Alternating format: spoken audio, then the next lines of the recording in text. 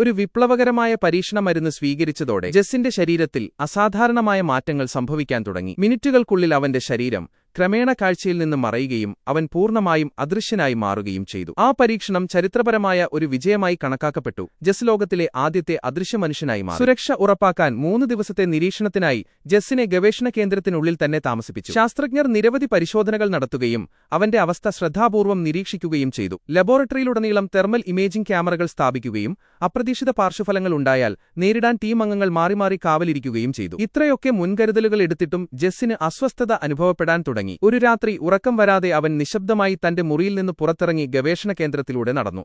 പര്യവേക്ഷണം നടത്തുന്നതിനിടയിൽ അടുത്തുള്ള ഒരു ലോഞ്ചിൽ വിശ്രമിക്കുന്ന ചെറിയ മുടിയുള്ള തന്റെ സഹപ്രവർത്തകയെ അവൻ കണ്ടു. ആർക്കെങ്കിലും തന്റെ സാന്നിധ്യം അറിയാൻ കഴിയുമോ എന്നറിയാനുള്ള കൗതുകത്തോടെ അവൻ പതുക്കെ അവളുടെ പേര് വിളിച്ചു. മറുപടിയൊന്നും ലഭിക്കാത്തതുകൊണ്ട് കുറച്ചുനേരം ആ മുറി നിരീക്ഷിച്ച ശേഷം അവൻ തന്റെ മുറിയിലേക്ക് തന്നെ മടങ്ങി. പിന്നീട് അടുത്തുണ്ടായ വിചിത്രമായ ശബ്ദങ്ങളും അനക്കങ്ങളും ശ്രദ്ധിച്ച ആ സ്ത്രീക്ക് ജസ് അവിടെയുണ്ടായിരുന്നു എന്നുറപ്പായി. അടുത്ത ദിവസം രാവിലെ അവൾ തന്റെ ആശങ്കകൾ ഗവേഷണ സംഘവുമായി പങ്കുവച്ചു. താൻ അല്പം കോഫി കുടിക്കാനായി പുറത്തിറങ്ങിയതാണെന്ന് ജസ് പറഞ്ഞു തള്ളിക്കളഞ്ഞു. ദിവസങ്ങൾ കഴിഞ്ഞപ്പോൾ ആരും കൂടെയില്ലാത്തപ്പോൾ പോലും ആരോ അടുത്തുള്ളതുപോലെ തോന്നുന്നുണ്ടെന്ന് നിരവധി ജീവനക്കാർ റിപ്പോർട്ട് ചെയ്തു. എന്നാൽ തെർമൽ ഇമേജിംഗ് സംവിധാനങ്ങൾ പരിശോധിച്ചപ്പോഴെല്ലാം അസാധാരണമായി ഒന്നും കണ്ടെത്താൻ കഴിഞ്ഞില്ല. വൈകാതെ ജസ് പരീക്ഷണത്തിന്റെ അവസാന ഘട്ടത്തിലെത്തി. അടുത്ത ദിവസം അവൻ സാധാരണ ജീവിതത്തിലേക്ക് മടങ്ങുമെന്ന് പ്രതീക്ഷിച്ചിരുന്നു. എന്നാൽ അദൃശ്യത മാറ്റാനുള്ള നടപടിക്രമം പരാജയപ്പെട്ടു. പൊതുസ്ഥലങ്ങളിൽ സുഖമായി നടക്കാൻ സഹായിക്കുന്നതിനായി കണ്ണുകൾക്കും വായ്ക്കും ദ്വാരങ്ങളുള്ള കറുത്ത സൺഗ്ലാസ് ധരിച്ച പ്രത്യേക വസ്ത്രം ഗവേഷകർ അവനുവേണ്ടി നിർമ്മിച്ചു. ഇത് മറ്റുള്ളവർക്ക് മുന്നിൽ അവനെ കൂടുതൽ സ്വാഭാവികമായി കാണപ്പെടാൻ സഹായിച്ചു. കാലക്രമേണ